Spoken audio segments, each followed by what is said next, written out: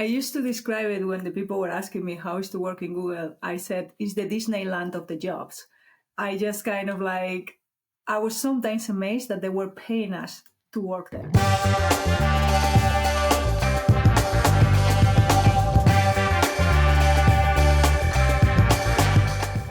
The Google that you joined, okay? What was that company like back in 2012? 2012. What was that company like at that time? And talk us through that period in your life of joining Google. I used to describe it when the people were asking me how is to work in Google. I said, it's the Disneyland of the jobs. I just kind of like, I was sometimes amazed that they were paying us to work there. It was amazing. Like, I think 12 years ago, I joined Google Cloud when Google Cloud was non-existent.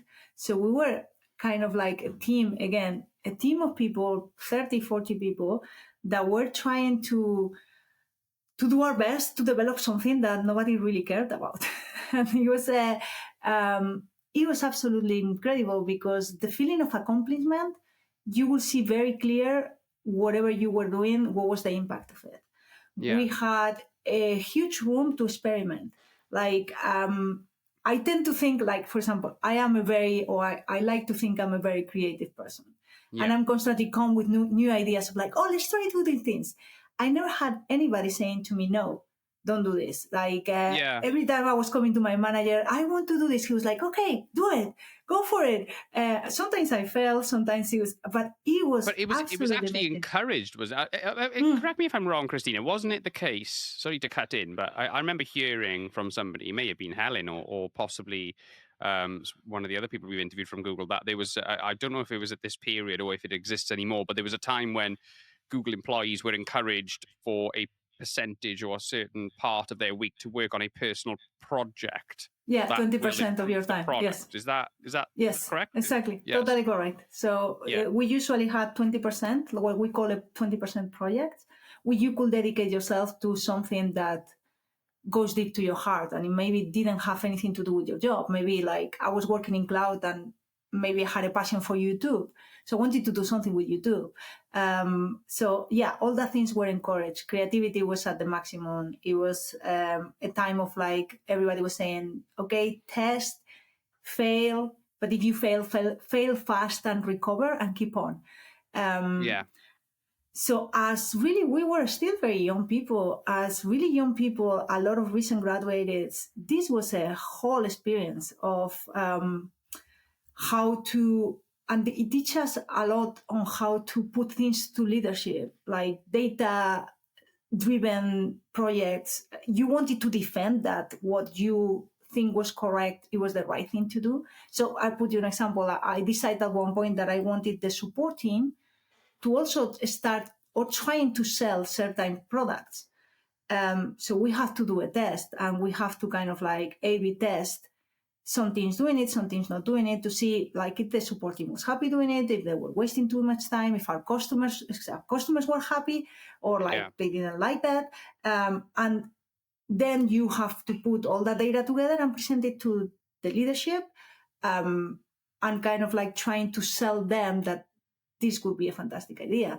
And as a junior person in the company, that opportunities are amazing. At least I don't think many other companies will give you that chance to present your ideas to really high leadership. And it was great. What's the difference culturally, the organization? What's the biggest difference between Google Cloud and Google as a work culture? So, Google Cloud is still, or it was, a business in creation, while Big Google is something that is extremely done, in a way, everything is organized, everything is ready, the processes, the systems, they all work fantastically.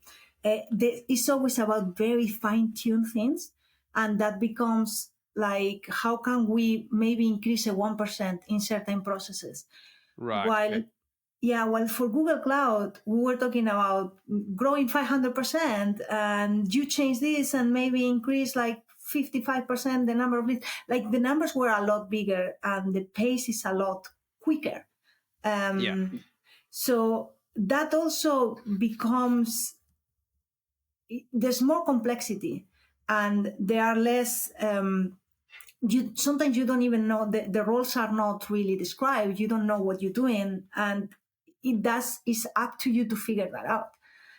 While in big Google, everything is really squared, everything has been figured out. For us, I do think, we are on the way. Mm-hmm. What sort of trends are you seeing in cloud security, in this cloud security landscape right now? Is there what's happening in the industry right now from a security threat standpoint? Well, I mean, as you see, the latest right now is how AI is gonna influence security, and both to defenders and to offenders, or the bad and the good guys, you know. Blue team and the red team. Exactly. So basically, AI is something that personally I see is coming to help us to defend ourselves better, but at the same time is also giving the bad ones different way to doing things. So we do need to adapt very quickly and being very ready to that new world that is coming, and use the only way that we can adapt is using AI. So it's use AI to fight AI. Sure. And you have to, otherwise you'll fall behind, I suppose, don't you? Yeah. And I think Google are probably one of the best positioned vendors in terms of the amount of data that you guys have. I think you're probably very well armed to benefit from AI innovation, AI technology. Yeah. So again, like, I mean, I think like the difference between defenders and offenders is like companies like Google, which are obviously trying to help the good ones. They have such a huge amount of data, and AI and LLM models are based on data. So the more data you have, the better models you can build. So absolutely, if you put that reasoning together, then you realize that we do have an advantage, because that amount of data the hackers don't have. Yeah, sure. So what advice do you typically give to GCP customers then to improve their security posture? Is there any, do you advise your customers?